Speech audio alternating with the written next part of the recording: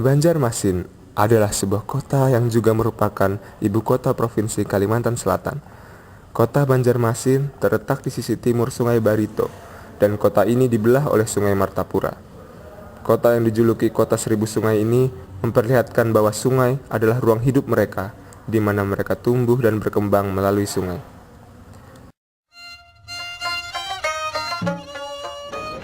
Allahumma shalli wa sallim ala sayyidina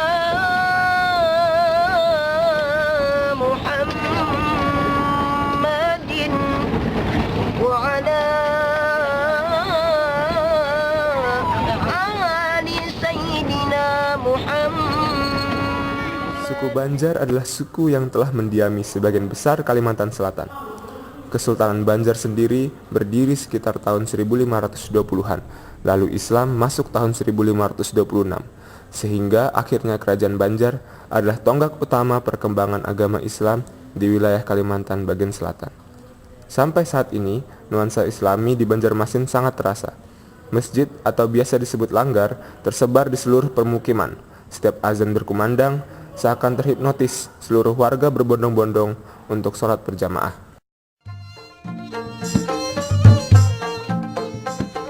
Saat ini sisi darat dari Banjarmasin telah berkembang, bahkan perkembangannya banyak merubah pola penyebaran yang dulunya berorientasi ke sungai, terutama pemukiman dan transportasi yang telah banyak tersebar di darat, serta didukung dengan teknologi yang lebih maju ketimbang teknologi di sungai. Baik pemukiman maupun masjid memang terlihat seolah-olah berdiri di daratan. Namun, jika kita melihatnya lebih dekat, beberapa bangunan yang berdiri di darat pun sebenarnya didirikan di atas rawa. Tanah di Banjar sebagian besar berupa rawa, sehingga pada pondasi rumahnya menggunakan kayu galam yang cocok dengan tanah rawa. Baru kemudian dibangun menggunakan bebatuan dan semen. Banjarmasin sebagai kota seribu sungai memiliki Sungai Barito sebagai sungai utamanya. Disebut Barito karena hulu sungai ini berada di Kabupaten Barito di Kalimantan Tengah, sedangkan muaranya di Laut Jawa melewati kota Banjarmasin, Kalimantan Selatan. Lebar sungai ini mencapai 600 hingga 1000 meter, dengan panjangnya sampai ke muara mencapai 900 km, sehingga kapal tanker dan perahu penumpang dapat masuk dan berlabuh di sini. Pelabuhannya bernama Bandar Masih. Di tepian Barito banyak terdapat pabrik dengan kepulan polusi asap yang pekat. Lalu lintas di sungai ini selalu sibuk dengan keluar masuknya kapal-kapal besar tersebut. Di sungai ini, dekat percabangannya dengan Sungai Alalak dan Sungai Kuin, terdapat Pulau Kembang.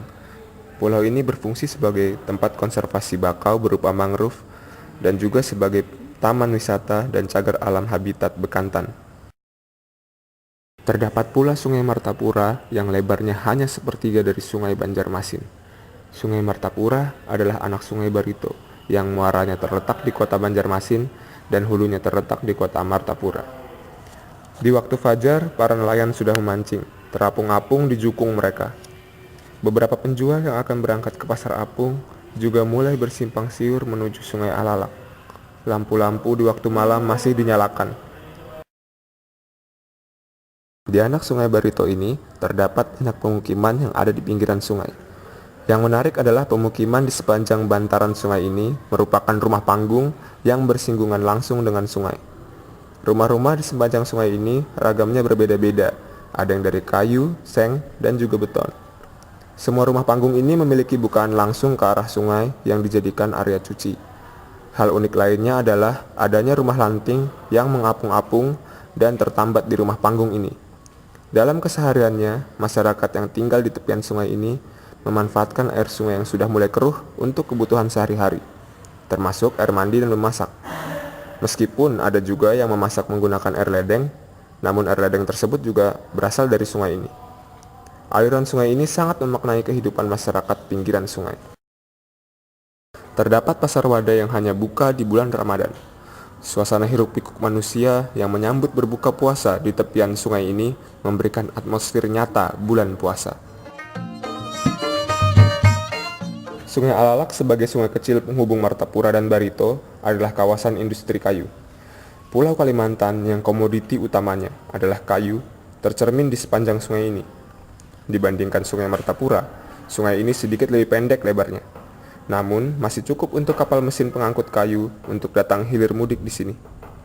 Air sungainya jauh lebih keruh dibandingkan Barito, sebab serpihan kayu memenuhi pinggiran sungai, dan tak sedikit yang hanyut terapung-apung menebar di sepanjang arus sungai ini.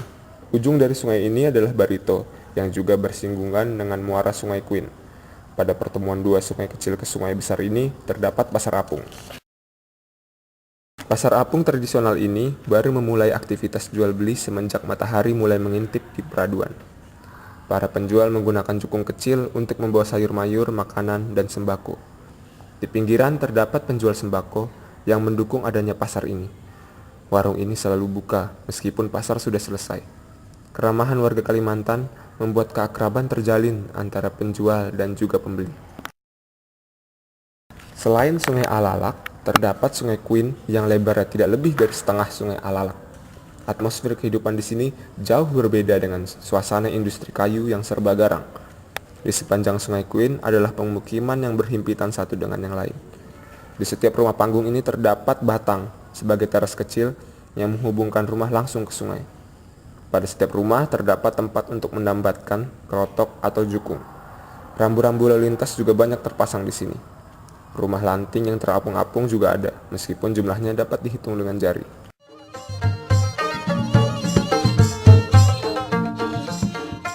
Daratan bagi Banjar saat ini begitu berarti, bahkan hampir saja mengalahkan kehidupan sungainya yang lebih dulu hidup.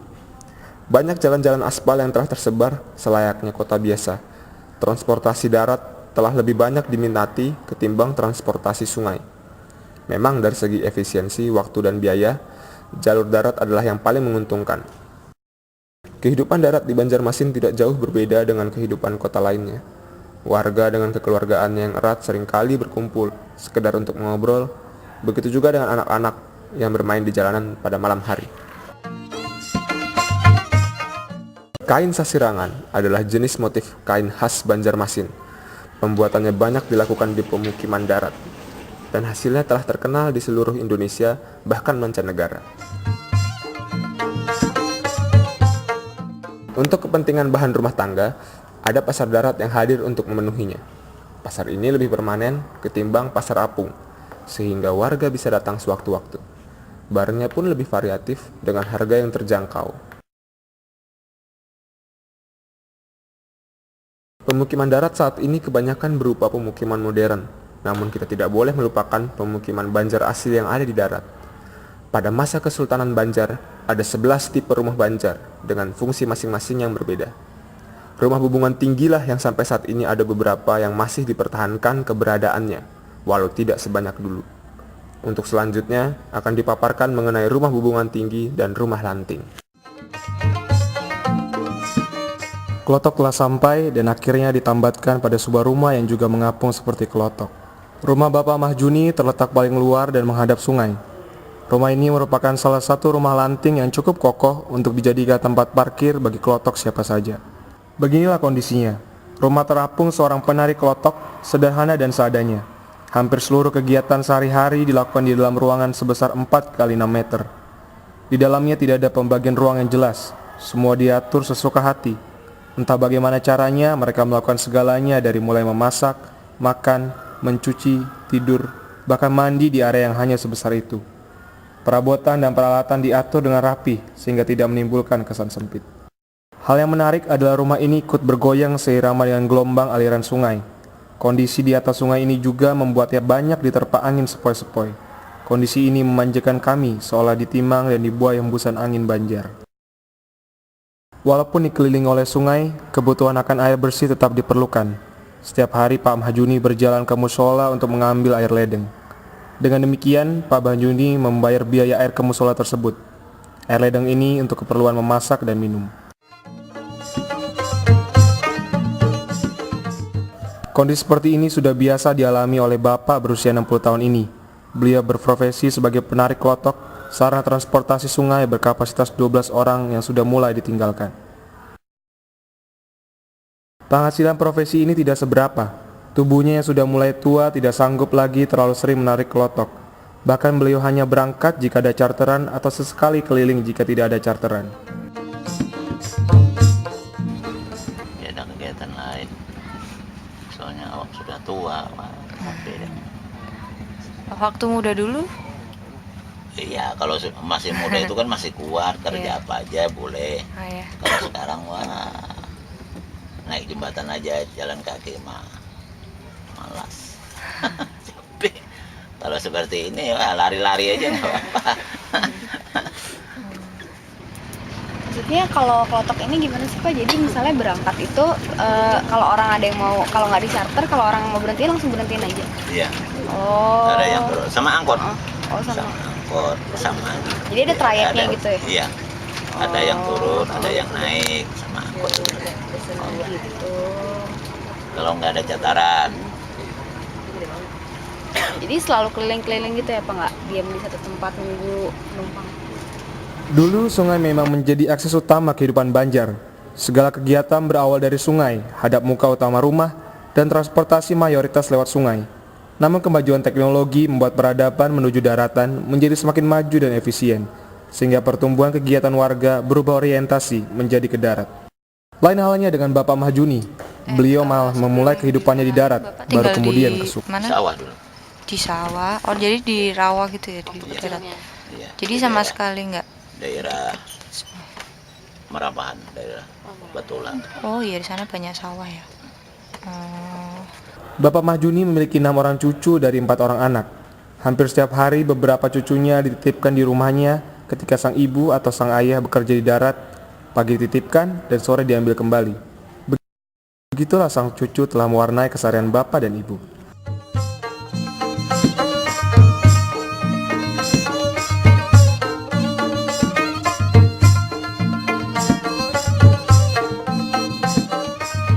Sambil menunggu ibu pulang bermain dengan cucu, kadang bapak memasak air untuk kebutuhan air minum, bahkan memotong bawang untuk masak nanti. Meski kehidupannya serba terbatas, bapak tidak pernah lupa pada Yang Maha Kuasa. Beliau selalu mandi saat sebelum azan berkumandang, kemudian sholat berjamaah di mushola atau di rumahnya. Beliau sholat selalu dalam keadaan bersih untuk menghadap Sang Penguasa.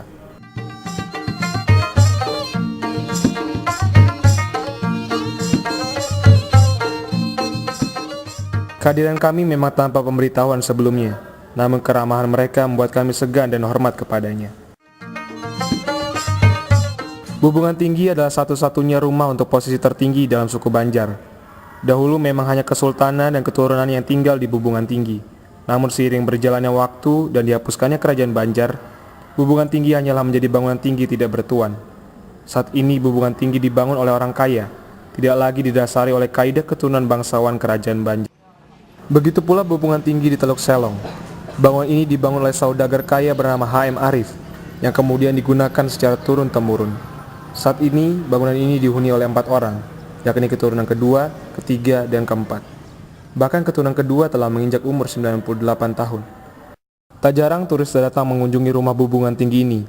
Turis-turis tersebut berasal dari dalam negeri maupun luar negeri.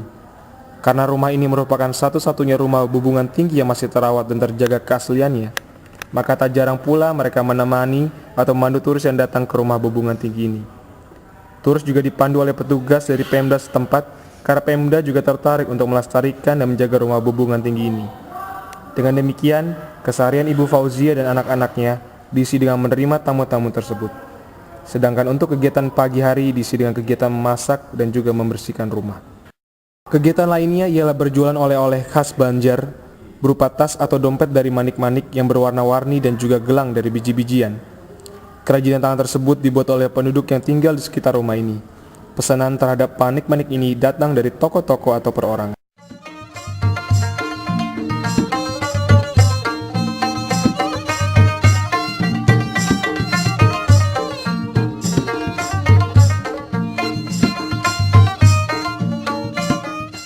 Uniknya rumah Bubungan Tinggi ada pembagian ruang berdasarkan jenis kelamin.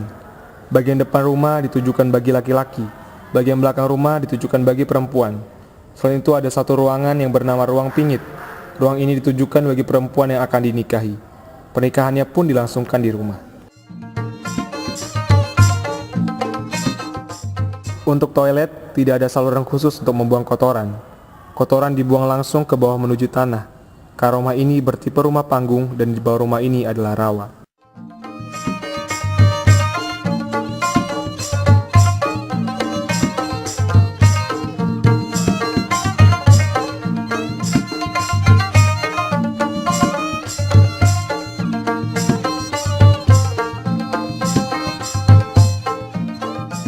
Banjarmasin kota seribu sungai. Kebergantungan masyarakatnya akan sungai menjadikannya budaya yang mengakar. Akankah kebudayaan sungai akan terhempas akibat perkembangan modernisasi? Bukan hanya mereka yang harus menjaga nilai ini, tetapi juga aku, kamu, kita semua.